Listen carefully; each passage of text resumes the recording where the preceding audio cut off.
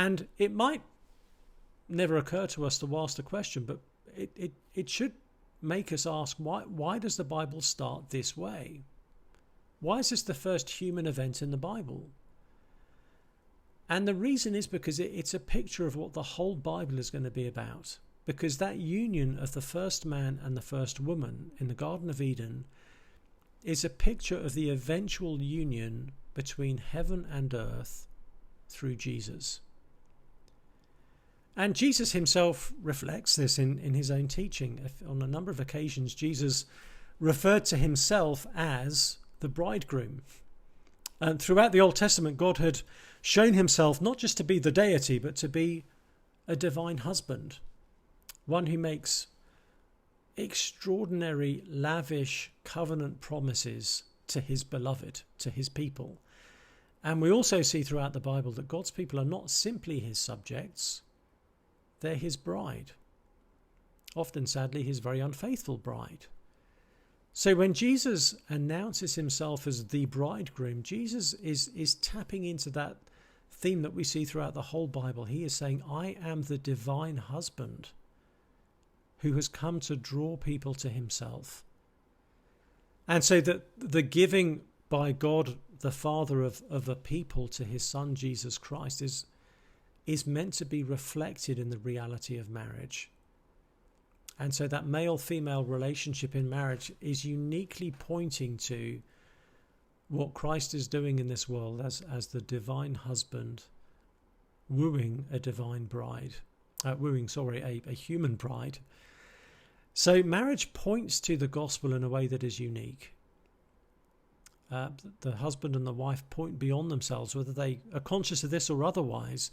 They're pointing to the relationship between Christ himself and his church. So it is no accident that Jesus lands here in his definition of marriage, because marriage was always intended by God to be a reflection of the relationship between Christ and his people. And so we see that in the rest of the New Testament. Our relationship with Jesus is often spoken of in marital terms. We see that in passages like 1 Corinthians 6. We see that in Ephesians 5 when Paul talks about husbands and wives. He says, I'm actually talking about Christ and the church. And then at the climax of the Bible in the book of Revelation, we're given that the marriage between the Lamb and his bride, that the New Jerusalem being a heavenly city adorned for her husband. And so this union of heaven and earth, Christ and his people, the Lamb and the church, God and mankind, fully realized through all that Jesus has done. So human marriage is meant to be one of the things that is a signpost to that greater reality. So as I began to find my way as a new disciple of Jesus, aged 18, I began to come across what the Bible teaches on these things, and it became very apparent to me that it wouldn't be appropriate for me as a follower of Jesus to have any kind of same-sex relationship, because Jesus teaches that sex outside of marriage is a sin, that marriage is between a man and a woman, and that is the only context for sexual behaviour. So I was therefore forced with a choice of, do I continue as a Christian now that I know this, or do I move away from the Christian faith and embrace a same-sex relationship? Well, I obviously chose to be a follower of Jesus, and I want to just spend the next few minutes sharing why that was and why that still is, because again, for many people today, that would feel so counterintuitive that actually surely it's more important to be sexually fulfilled and to fulfill our sexuality than it is to follow some religious leader. So let me just share a couple of quick things that I hope will help kind of explain why this is a great thing to do. The first thing is because of who Jesus is. Jesus is to Christians not simply a religious leader. That diminishes him far too much. Jesus is the one who made us. And so as I receive the teaching of Jesus, I'm not receiving the teaching of some detached deity. I'm hearing the words of the one who made me. Not merely the one who assembled me, but the one who thought me up in the first place, the one who came up with the idea of me. and therefore the one who knows me better than I know myself. And more than that, the one who through his death and resurrection has shown that he loves me. Actually, even more than I love myself. And the one who is more committed to my ultimate joy than even I am. And so if Christ has done all of that for me, then of course I want to follow him. He's going to make much more sense of my life than I am. He's going to do a much better job of running my life than I am. And so I choose to follow him. I saw this motto on someone's office wall that said, "Those who hear not the music think the dancers mad." Those who hear not the music think the dancers mad. And it's true. If you take the music away from a music video and you take away the audio, it looks very kind of nonsensical. And the Christian life looks nonsensical without the understanding of who Jesus is. So I have to say to my friends who may not share my beliefs, when they say to me, well, you can't believe what you believe today, that's just wrong. I have to say to them, listen, you're actually telling me to stop being a follower of Jesus, because I believe what I believe about these things because I believe what I believe about Jesus. And so I'm not going to change my mind on these things unless you convince me that Jesus isn't who he says he is. So it all comes down to him. And I have to say to my friends who puzzle over some of these things, you need to understand who Jesus is, because if you understand who Jesus is, it will make sense of why I would follow him even in this way. The next reason I've already touched upon in that Matthew 5 passage, and that is it's going to be costly for all of us to follow Jesus.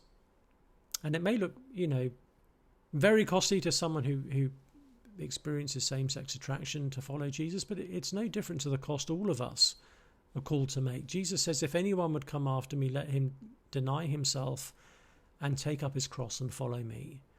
All of us are going to have to say a profound no to some very deep instincts in our lives. As we see from Matthew 5, all of us are going to have to say no to some of our own sexual feelings. And as we go on in the Christian life, we become more and more aware that Jesus is not taking life away from us. He's giving life to us. Because as we walk in his ways, we taste and see the goodness of his ways. We begin to realize how kind he is. So it's not going to be easy for anyone to follow Jesus. If we're tempted to think, well, it's too costly for an LGBT person to follow Jesus, we're actually saying it's too costly for anyone to follow Jesus, because Jesus demands everything from all of us. But then the final thing I want to share is really what Jesus uniquely offers us. Jesus says in John chapter 6, verse 35, he says, I am the bread of life. Whoever comes to me shall not hunger. Whoever believes in me shall not thirst. In other words, Jesus is saying he is the one who uniquely satisfies our souls. In the time of Jesus, if you didn't eat bread, you didn't live. Bread was the staple food. So no bread meant no life. So when Jesus says, I'm the bread of life, he is saying he is to our souls what bread is to a starving stomach. That Jesus himself is the only one who can satisfy our souls. Any other human relationship, even however good it might be, will never be enough to fully satisfy us. Never be enough to give life full meaning. Never be enough to fulfill us. Only a relationship with our Creator can do that. So if I have Jesus but don't have, a sense of sexual fulfillment or whatever else it might be, but if I have Jesus, I've not lost out. Because Jesus is the one who can uniquely satisfy our very deepest needs. So I hope that's a helpful way to start thinking about these things. There's a lot more to be said, obviously, but I hope this will begin some conversations you can continue to have as a church family, and my prayer above everything else is that you would see and taste the goodness of Jesus Christ, even in this area of life, even if it feels very costly, very counterintuitive, even perhaps even painful for some of us to live in this way. It's such an honour to have this time with you. I hope the Lord will open the way for me to come and be with you in person at some point. May he bless you and continue to be with you. Bye.